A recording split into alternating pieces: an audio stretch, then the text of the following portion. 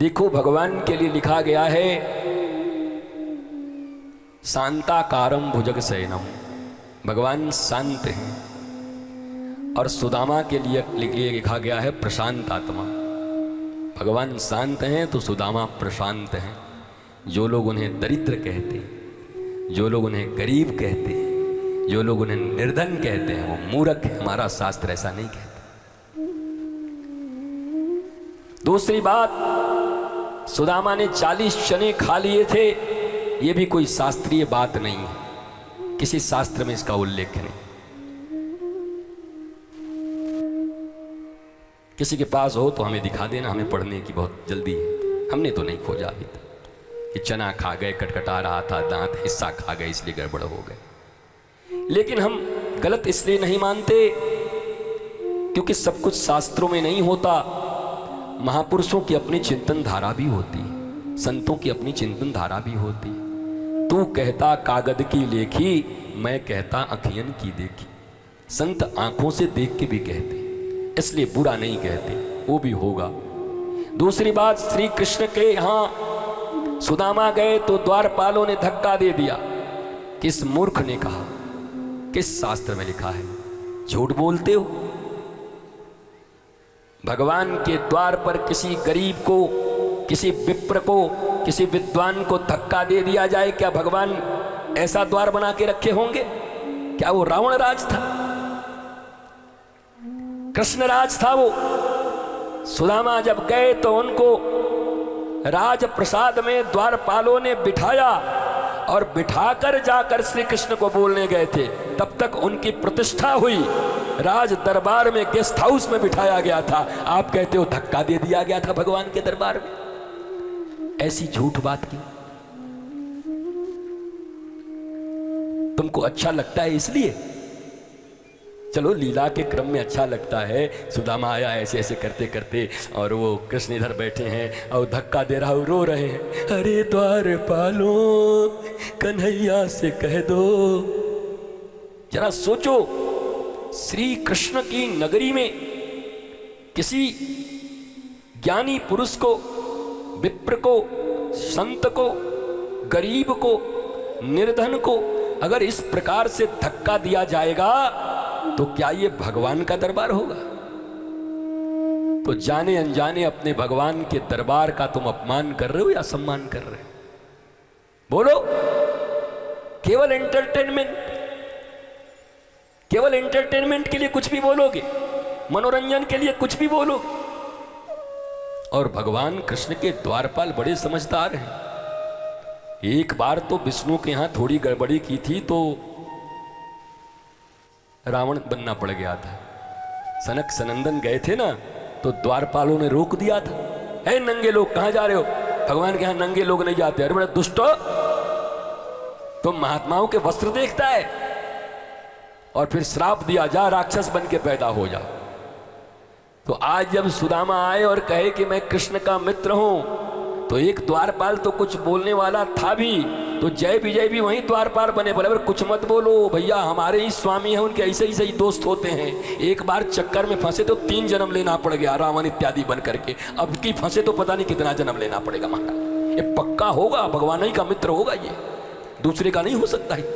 हमारे ठाकुर जी ऐसे ही सही मित्र रखते, निराले हैं ठाकुर जी हमारे। तो द्वार पर कोई मिसबिहेव नहीं हुआ उनके साथ।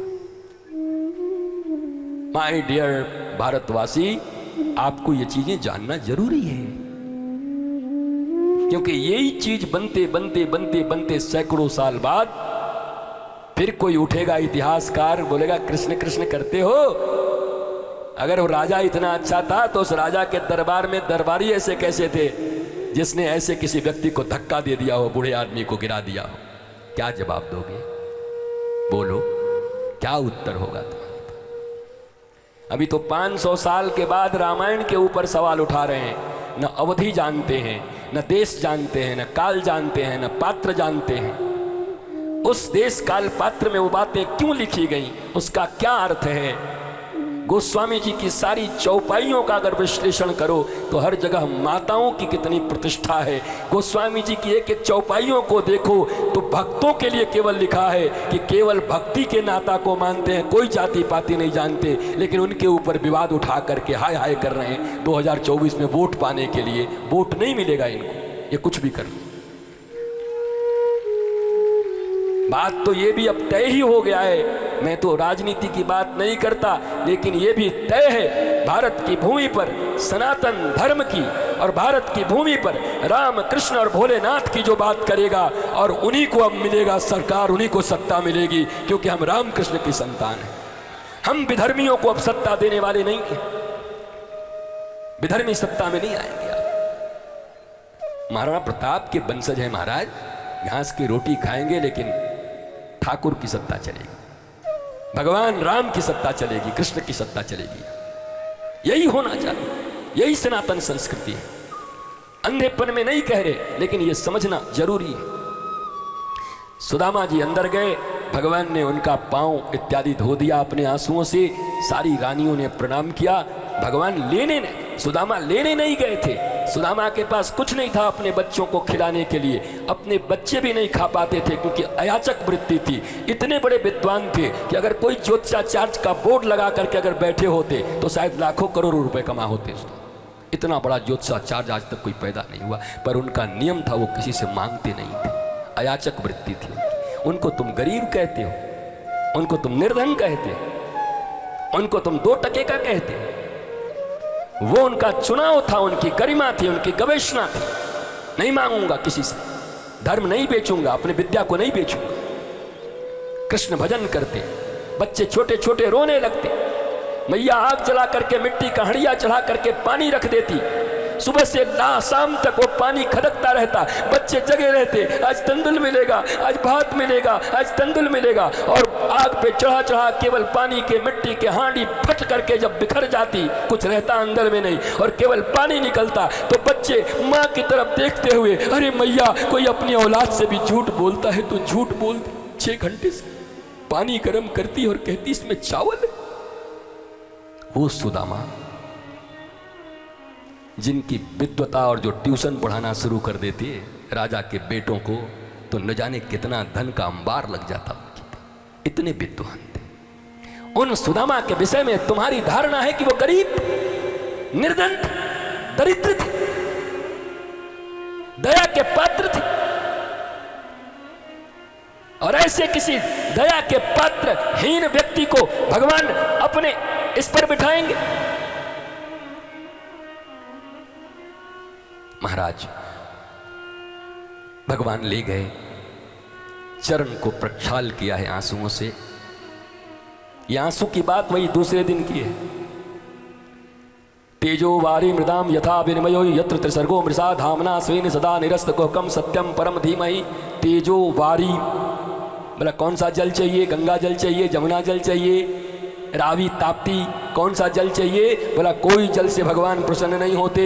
बोला फिर कौन सा जल चाहिए? बोला न गंगा जल से डूबेगा कैलाश, न यमुना जल से डूबेगा, न नर्मदा जल से शिव जी डूबने वाले हैं। बोला फिर किस जल से डूबने वाले हैं? बोला दोनों हाथ खाली भी लेकर के आओ और अपने आंखों से शिव के प्रेम में एक बूंद अश्रु गिरा दो तो सारा कैलाश सहित शिव जी डूब जाएंगे। महाराज क्षीर सागर में नहीं डूबते भगवान, पर तुम्हारे आंसुओं में डूब सकते हैं, तुम्हारे प्रेम में डूब सकते हैं।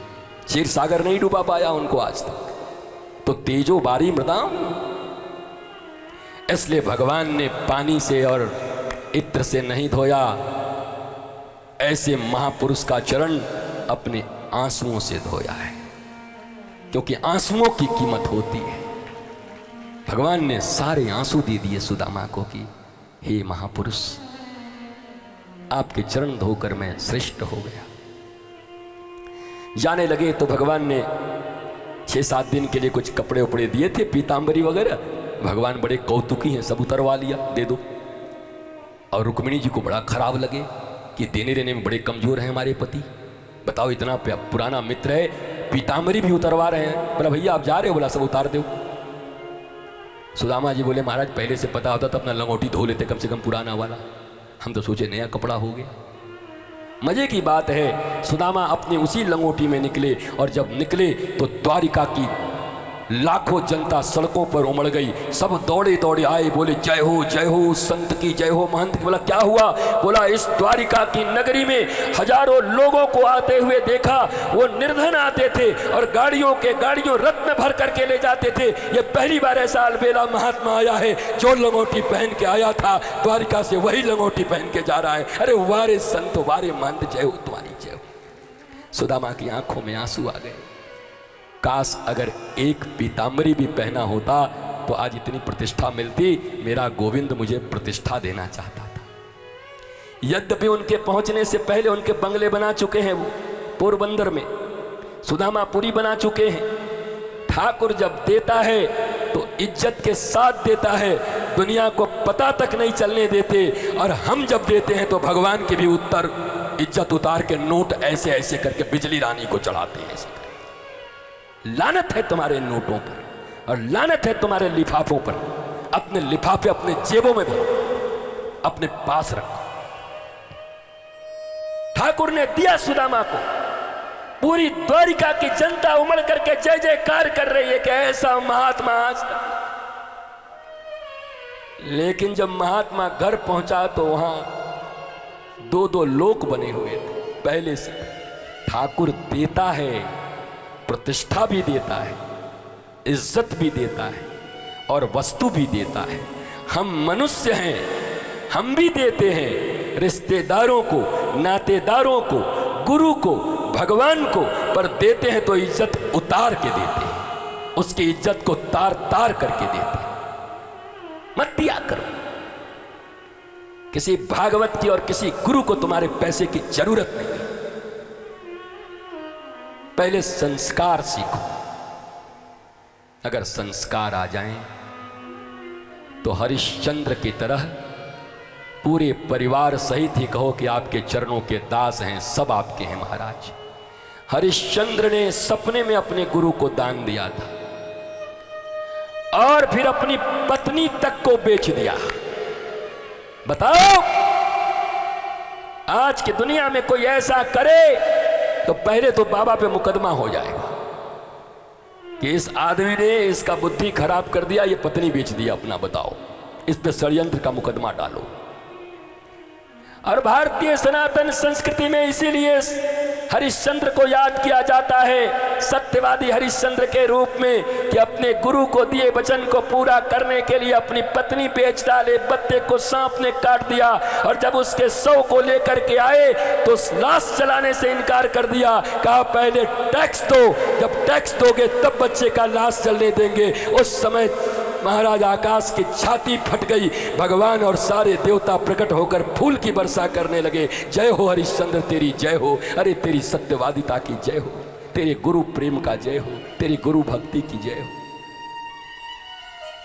तो बातें तो बड़ी आसान है साहब, पर कदम बढ़ाओ, एक बढ़ाओ, धीरे धीरे धीरे सीख जाओ। डर के मारे बढ़ाओ ही मत, ऐसा नहीं, एक तो बढ़ाओ, बाकी ठाकुर पूरा कर देगा। सुदामा को भगवान ने तार दिया, सुदामा प्रसन्न हो गए।